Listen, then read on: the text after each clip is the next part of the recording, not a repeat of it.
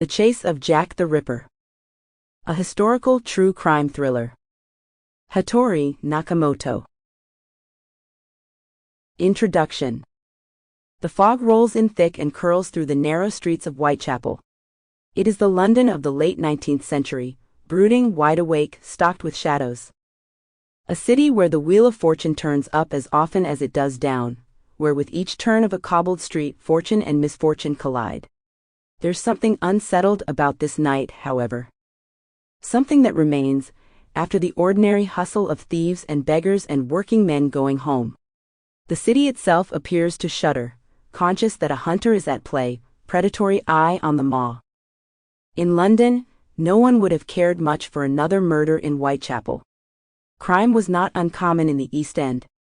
This was a place of desperate people, women selling themselves for pennies, men drinking their wages away in dimly lit pubs. Violence, too, was part of the air they breathed.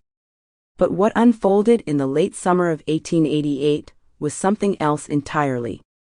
Something that would carve its way into history. The newspapers called him Jack the Ripper, a name that became legend before the ink had even dried on the headlines. The first body was found in the early hours of August 31st. A woman named Mary Ann Nichols, lying in the darkness of Buck's Row, her throat slashed, her body butchered with a precision that defied mere savagery. The police who arrived at the scene had seen death before, but nothing quite like this. Then another. And another. Each time the killer seemed to refine his method, perfecting the grotesque art of his work. Annie Chapman, found with her body mutilated just days after Mary Nichols. Elizabeth Stride and Catherine Eddowes, murdered on the same night in what became known as the double event.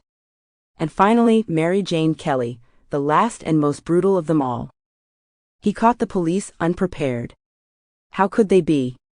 The notion that there is such a thing as a serial killer, a person who kills not out of anger or need, but from something deeper, something altogether unknowable, was, for 19th century law enforcement, beyond the reach of the imagination.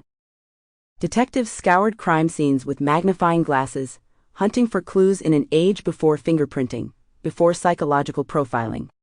Their methods were crude, their grasp of the mind of a murderer nearly nil. The city panicked. Then letters started coming in, taunting the police, signed with the now infamous name, Jack the Ripper. The letters sent people into a frenzy, each one a cruel game. The press stoked the hysteria, printing awful details. The Ripper became something other than a murderer.